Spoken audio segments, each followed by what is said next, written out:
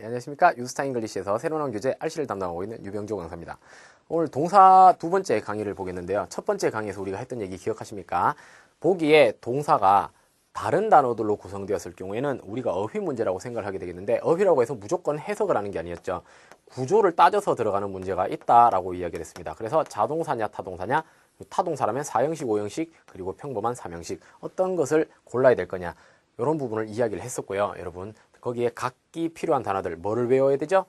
자동사 1형식 자동사가 누가 있는지 다 외우고 있어야 되고요. 2형식 누가 있어야 되느냐 알아야 되고요. 3형식은 너무 많으니까 여러분이 외울 수가 없습니다만, 숫자가 적은 4형식이나 5형식들은 다 머릿속에 숙지를 하고 계셔야 된다라는 부분을 이야기를 했습니다.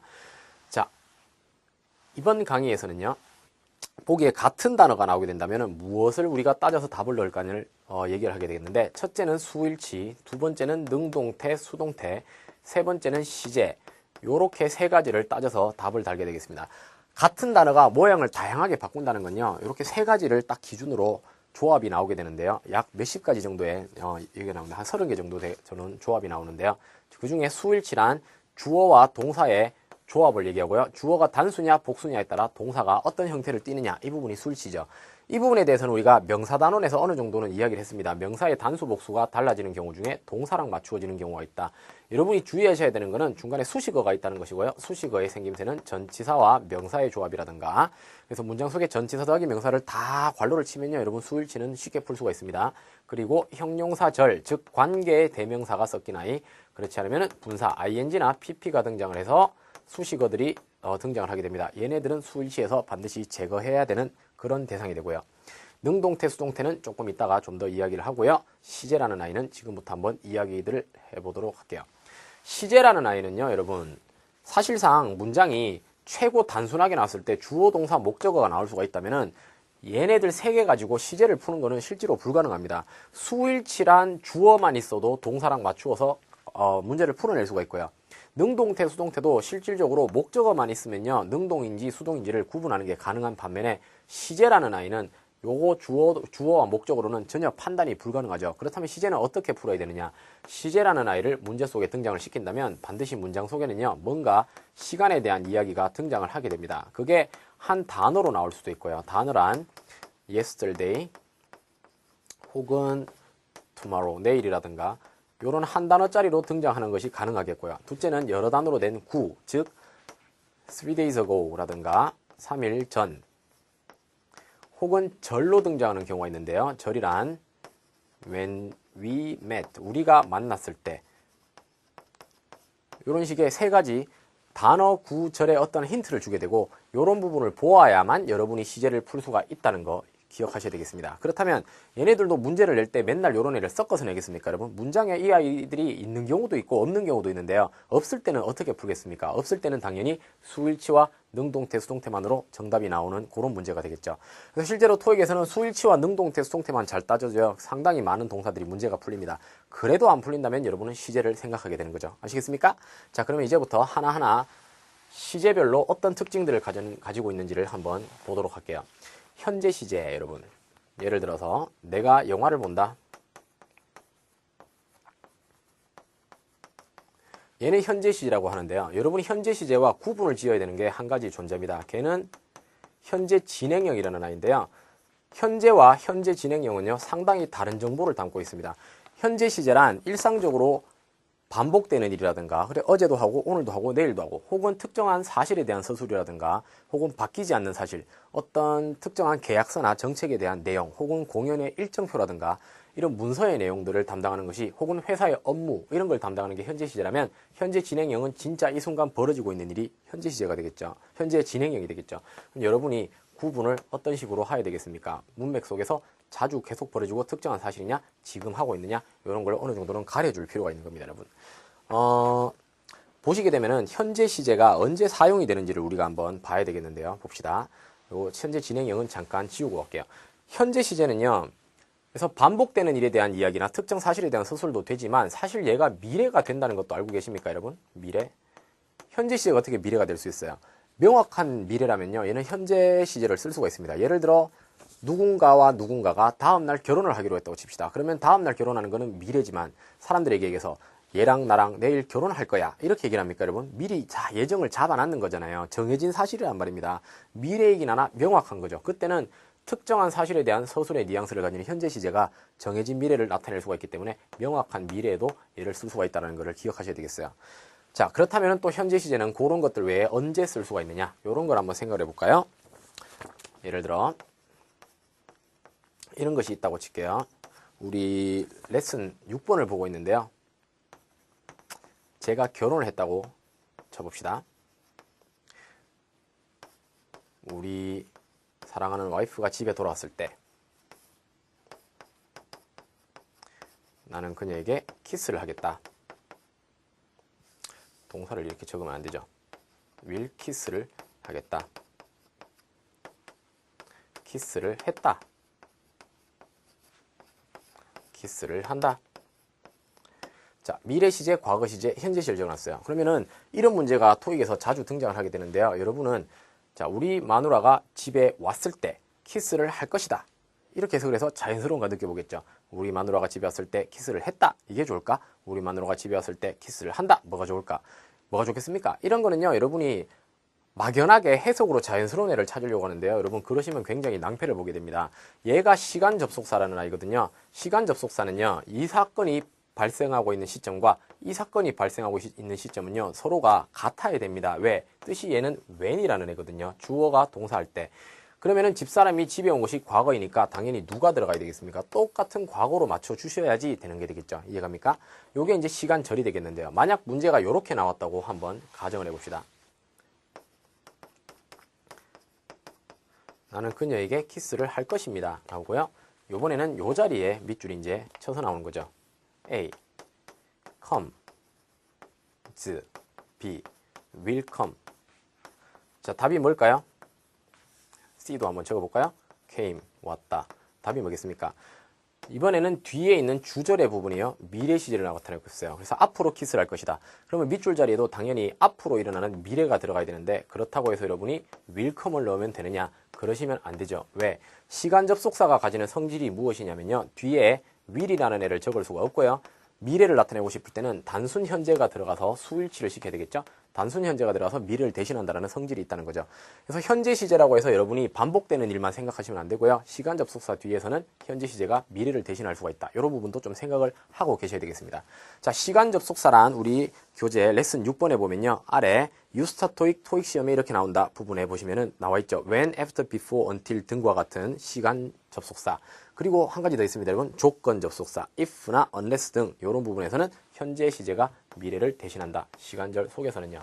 자, 연습 문제 그러면 한번 몇 문제 풀어보도록 하겠습니다. 웜업 테스트의 2번 한번 보도록 할게요. 보기에는요, grow와 grows가 있고요. 밑줄 자리에는 앞에는 building, 뒤에는 well이 있는 이 문제입니다. 주어는 누구죠? all of the trees planted in front of the office building이에요. 주어 찾아보세요. 주어는 문장에서 제일 먼저 나오는 명사가 주어입니다. all of the trees죠, 그죠? 그 다음 planted가 ed로 끝나고 전치사를 달고 있으니까 얘가 분사 수식어죠. plant부터 괄호를 해야 되겠죠? office building 뒤에서 괄호를 닫아야 되겠습니다. 그러면은 주어는 단수입니까? 복수입니까? 나무의 전부기 때문에요. 얘는 복수가 되겠고, 답은 grow, grows 중에서 s가 없는 grow가 들어가야 되겠죠. 현재 시제에서 제일 중요한 게 바로 수일치입니다, 여러분.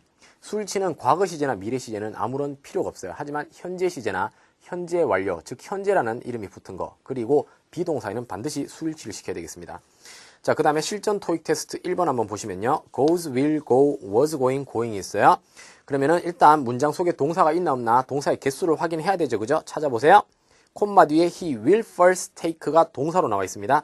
그리고 문장 시작 부분에 보시는 once가 바로 접속사인데요. 봅시다. 정동사가 하나 더 필요하겠죠. ABC 중에 제일 먼저 D가 날아갑니다, 그죠? 그러면 ABC가 남았어요. 이때부터는 뭐가 됩니까? 얘네들이 전부 자동사기 때문에 시제를 따지면 되겠는데, 콤마 D가 미래니까 밑줄 자리도 미래가 들어가야 된다. 그러면 미래 시제 B를 넣을까? 아니죠, 여러분. 조건 시간 접속사 뒤에는 현재 시가 미래를 대신한다. 답은 A. 이렇게 들어가게 되겠네요. 자, 그 다음에 4번도 한번 보도록 할게요. had, possessed, possess, possessing, will possess입니다. 봅시다. Two candidates are asked to show marketing knowledge. 마케팅 지식을요, 보이고 있고요. 보여주도록 요구받았고요. and persuasion skill, 설득 능력을 갖다가 한번 발휘하라고 요구를 받았다. 어떤 설득 능력이냐? they부터 괄호 열어서요. 문장 끝에서 괄호를 닫으십니다. 자, 문장 속에 명사가 나오고 연이어 또 다른 인칭 대명사가 등장을 한다면 여러분은 전부 다 괄호를 치시기 바랍니다. 왜냐하면은 얘가 뒤에 동사를 깔고서 앞에 명사를 수식하는 형용사절이기 때문이고요. 목적격 관계대명사가 생략되었다라고 얘기하죠.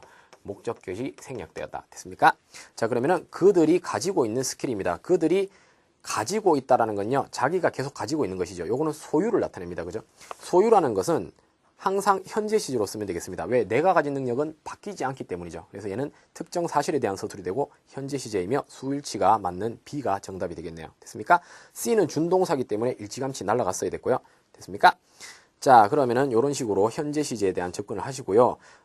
우리 레슨 6의 중하단부에 보면은 현재 진행 아래 3번에 상태, 소유, 감정을 지닌 동사들은 진행형을 쓰지 않는다라는 부분도 주의하시고 토익에서는 몇 번 출제가 되었던 아이니까요. 잊지 마시기 바랍니다. remain은 진행형을 쓰지 않는다. 알겠죠? 자, 그러면은 그 다음 우리 다른 시제에 대해서 조금 이야기를 해보도록 하겠습니다. 레슨 7로 가서요. 우리 과거 시제, 현재 완료를 한번 보도록 할게요. 보통 과거 시제와 현재 완료 중에서 현재 완료가 굉장히 까다롭습니다. 왜냐하면요, 한국말에는 현재 완료가 없기 때문인데요. 우리 한번 그림으로 한번 그려봅시다. 단순 과거. 과거라는 아이는 얘가 지금이라고 할 때 과거 특정 시점에 시작을 했어요. 특정 시점에서 끝이 난 이야기라고요. 지금하고는 단절된 이야기라죠. 말하자면은 특정한 과거 한순간 시점에 대한 개념을 가지고서 요때 했던 일이라면은 현재 완료 시제라는 아이는 얘가 지금이라고 봤을 때 지금보다 이전에 대한 이야기는 하고는 있대 정확히 언제다라는 언급은 없는 부분이 현재 완료라고 보시면 돼요. 얘가 되게 복잡하다면 우리 단순하게도 접근을 할 수가 있겠는데요. 여러분, 현재 완료는 어떤 아이들이 있습니까? 완료, 경험, 계속, 결과. 요렇게 학교에서 배웁니다. 학교에서 배우는데요. 우리 되게 단순하게 접근하고 싶으면 이렇게 접근하십시오. 지금보다 이전에 일어난 일이다. 뭐는 현재 완료는. 그러면 과거 시는 뭡니까? 역시 지금보다 이전에 일어난 일이죠. 즉 하고자 하는 이야기는요, 굉장히 비슷합니다. 별반 차이가 없어요. 달리 말했을 때 보기에 과거와 현재 완료가 같이 등장할 가능성은요, 그리 많지 않다고 볼 수가 있겠는데요. 여러분이 기억하시면 되는 거는 과거 시제와 굳이 등장을 해야 되는 표현들도 있다는 겁니다. 여러분, 어떤 아이들이 있을까요? last year이라든가 혹은 위에 보시면 보입니다. 단원 레슨 7번 한번 보면서 가볼까요? 시간의 양이 나오고 ago가 나온다거나 혹은 지금 보시다시피 뭐 past라든가 the other day, yesterday 이런 아이들 있죠. 이런 아이들이 나오면 단순 과거가 들어가야 될 겁니다. 왜? 명확한 과거 시점이 주어졌을 때는요, 과거 시제만 쓸 수 있지 현재 완료를 쓸 수는 없거든요. 구분할 수 있겠습니까? 자, 그 밖에 현재 완료를 꼭 써야 되는 경우들이 또한 발생하게 되는데 현재 완료와 사용해야 되는 경우는요, 언제 이후로 지금까지라든가 since 과거 시점, 이런 아이들은 반드시 현재 완료를 써야 됩니다. 왜냐하면 단순 과거가 얘만 할 수 있는 것이 특정 과거 시점에 대한 이야기라면 현재 완료 시제가 홀로 할 수 있는 역할은요, 과거부터 지금까지 계속 해온 일은 현재 완료를 쓸 수가 있기 때문인데요. 이해가십니까? 자, 그러면은 우리 단원 속에서 여러분이 기억해야 되는 건 뭐겠습니까? 각종 시제별로 어울리는 표현들이 있다는 거죠. 과거 시제는 아까 말씀드린 대로요, 현재 완료와 어울리는 애들은 해석에 따라 since라든가 뭐 this year, up till now라든가 이거 보이십니까? 이런 리스트들을 반드시 머릿속에 정리를 하고 계셔야 되겠죠. 이해가십니까? 그래서 현재 완료, 과거 단순하게 접근해 봅시다. 이미 일어난 일이며 명확한 과거 시점이 있을 때는 과거 시제를 써야 된다.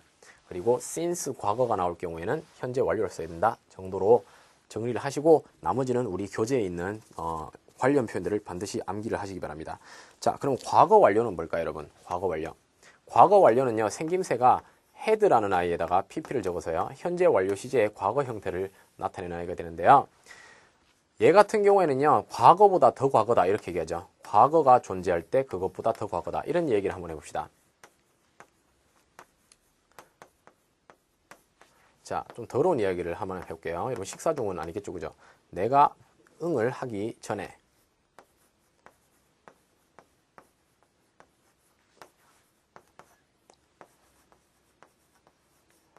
볼게요. 먼저 한번 생각해 보세요, 여러분. 현재 얘가 맞는 얘기인지 틀린 얘기인지. 내가 응을 하기 전에 내가 손을 씻은 겁니까? 응을 먼저 누고 손을 씻은 겁니까? 해석을 헷갈리시는 분들이 계신데 before이 붙은 문장이 예전에 일어난 일이라고 생각하는 분들이 계세요. 그게 아닙니다.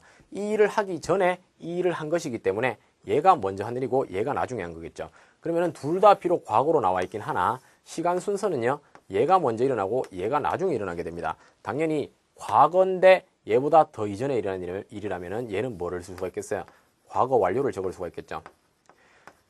토익이라는 시험에서 여러분이 과거 완료를 등장시키는 데는 전제 조건이 필요한데요. 반드시 문장 속에는 또 다른 과거 시제가 하나 등장을 해줘야 된다는 겁니다. 엮인 문장이든 같은 문장이든 과거 시제가 하나 있어줘야 얘보다 더 과거가 나올 수가 있다. 이해가십니까?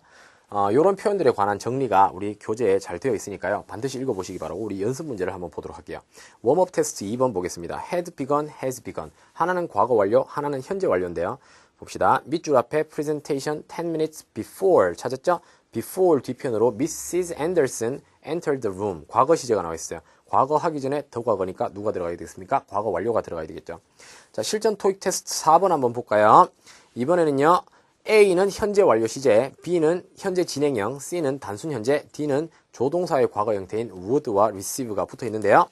밑줄 속에 잘 찾아보시면 뭔가 힌트가 있을 겁니다. 둘째 줄에 since 찾았습니까, 여러분? since 뒤로 the release of its first episode 6 years ago. 6년 전에 첫 번째 에피소드가 발간되었다. 그러면은 뭐가 들어가야 되겠습니까? since와 과거가 나왔으므로 현재 완료인 A를 쉽게 찾을 수가 있겠죠. 이해가십니까? 그래서 관련 표현을 주의하자. 자, 그 다음 미래 시제라는 부분도 한번 보시면요. 레슨 8번입니다. 미래 시제는 당연히 will에다가 동사를 적는 게 미래 시제인데요. 여러분이 얘랑 구분 지어야 되는 것이 미래 완료라는 시제 되겠습니다. will, have, pp라는 구조인데요. 뭐가 다른가 한번 볼게요. 미래 시제는 지금보다 나중에 일어나는 일을 미래 시제라고 이야기하게 될 텐데 미래 완료 시제는 뭐겠습니까, 여러분? 봅시다. 요게 지금이라고 봤을 때 얘가 과거가 되겠죠. 과거 완료라는 아이는 과거 시점을 던져주고 그 이전에 일어난 일이었어요. 즉 과거 이후에 대해서 이야기를 할 수가 없게 되겠죠. 현재 완료 시제는요. 이걸 현재라고 한번 해볼게요. 현재 완료 시제는 지금까지 이전에 이야기를 하게 되며 지금 이후에 대한 이야기는 할 수가 없는 게 현재 완료 시제죠. 완료라는 어감이 그런 겁니다, 여러분. 과거 이전의 이야기, 현재 이전의 이야기. 그러면 미래 완료가 나오기 위해서는 미래가 있어야 되며 얘가 지금이라고 봤을 때요. 미래가 있어야 되며 그 이전에 했는 이야기를 미래 완료라고 하겠죠. 근데 생각해보세요. 미래라는 게 무한한 겁니까? 가다가 딱 끊어지는 겁니까? 미래는요. 계속 진행되는 겁니다. 계속 진행되기 때문에 완료가 존재할 수가 없죠. 그럼 여러분이 미래 완료 시제를 등장시키기 위해서는 누가 필요하겠습니까? 미래의 특정 시점을 딱 잘라줘야 돼요. 그러기 위해서는 문장 속에 명확한 미래 시점이 존재를 해야만 풀 수가 있는 아이가 미래 완료다. 이렇게 생각을 하시면 되겠습니다.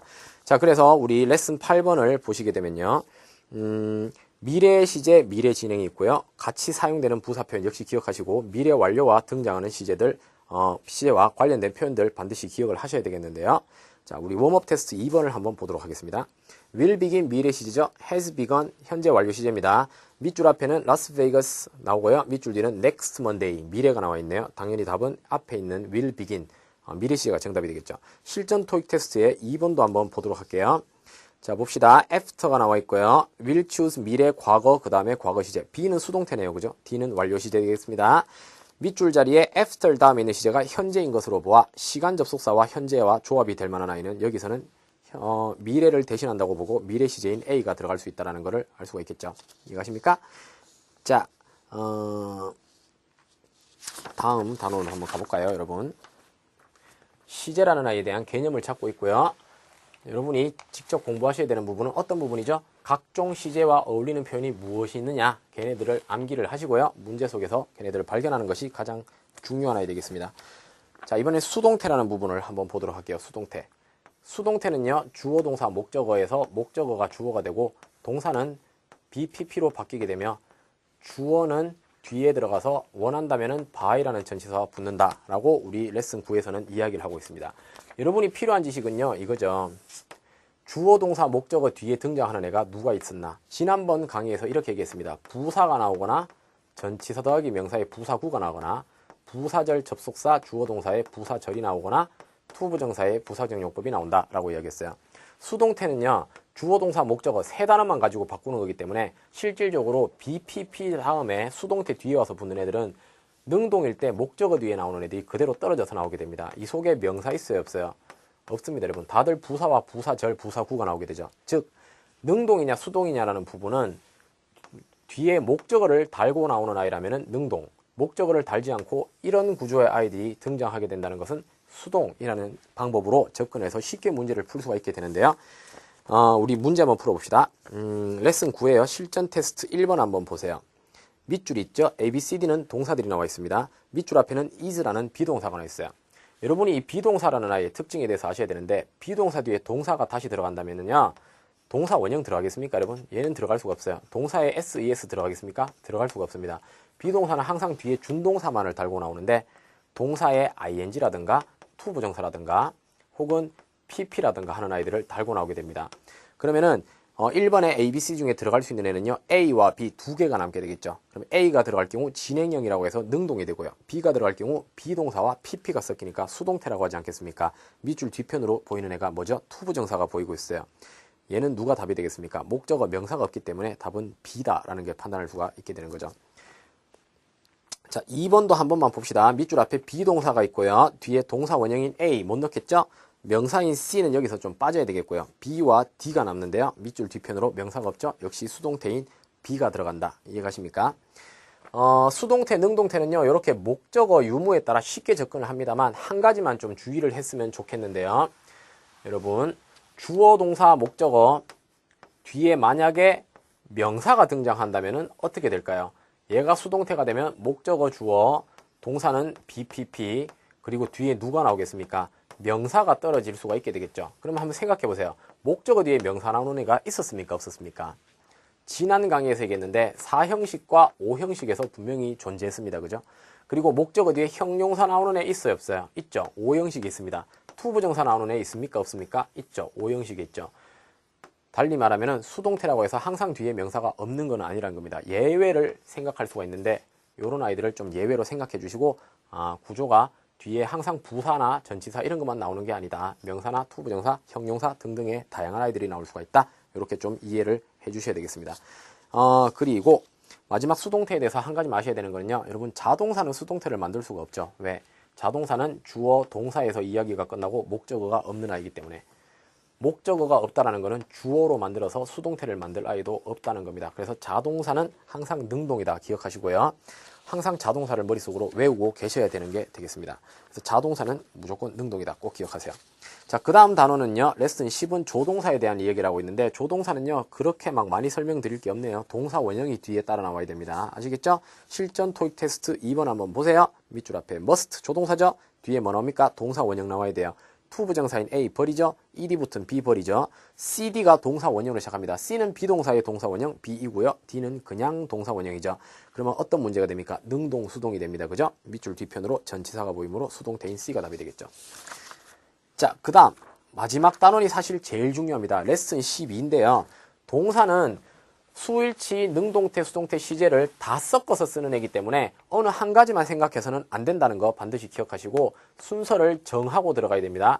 수일치를 가장 먼저, 능동태, 수동태를 두 번째, 시제를 세 번째로 하여 접근하세요. 왜? 주어는 항상 있으니까 수일치 쉽게 나오죠. 목적어 유무 쉽게 확인 가능합니다. 시제는 어떻다고요? 나올 때도 있고 안 나올 때도 있다. 그래서 얘를 먼저 잡고 들어가야 된다. 아시겠죠? 자, 연습 문제 한번 봅시다. 웜업 2번.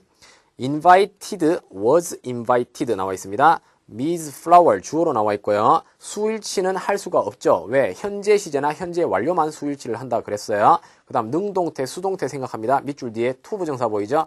답은 수동태 되겠습니다. was invited. 명사가 없으니까요. 자, 그 다음에 실전 토익 테스트 1번도 한번 봅니다. 이번엔 보기가 4개니까 좀 복잡하죠. 여러분 눈에 가장 먼저 띄는 건 아마 시제일 겁니다. 왜? 가장 다르게 생겼으니까. 하지만 시제 먼저 보지 마라. 자, 수일치 먼저 해봅시다. 주어는 가장 먼저 나온 세미나죠. of, 전치사에서 괄호 열어야 되겠죠. 제닝스 다음에 괄호를 닫아야 되겠죠. 그러면은 주어가 단수이기 때문에 A, B, C, D 중에서 수일치 됩니까? 얘는 공교롭게도 수일치로 풀 수 있는 문제는 없습니다. 하지만 차례차례 다음 차례로 바로 가야지 건너뛰지 마세요. 능동태, 수동태 따져봅시다. A는 능동이죠. B, 완료 시제 능동입니다. 그죠? C는 is, ing, 진행형의 능동. D는 비동사와 PP가 함께 있네요. 비동사와 PP가 한 자리에 있을 때 수동태라고 이야기합니다. 둘 중에 하나만 있으면 안 돼요. 밑줄 뒤편으로 전치사 보입니까? 능동 넣을까요? 수동 넣을까요? 당연히 정답은 수동을 집어넣어야 되겠죠. 정답은 D 되겠습니다. 자, 요런 식의 동사 접근을 하셔야 되고요. 그 다음 페이지를 펴시면은 우리 이제 자료로서 자동사와 짝이 되는 전치사라든가 타동사와 또 짝이 되는 전치사들이 쭉 나오는데, 여러분 동사 공부할 때는요, 한 단어만 외우지 마라 그랬습니다. 짝이 되는 목적어, 그리고 짝으로 나오는 전치사들이 있는데 하나를 세트로 반드시 기억하는 노력을 기울여 주시고요. 요거 끝나고 나서 10번 한번 적어보고 주무시기 바랍니다. 아시겠죠? 자, 오늘 강의 여기까지 하겠습니다. 수고하셨습니다.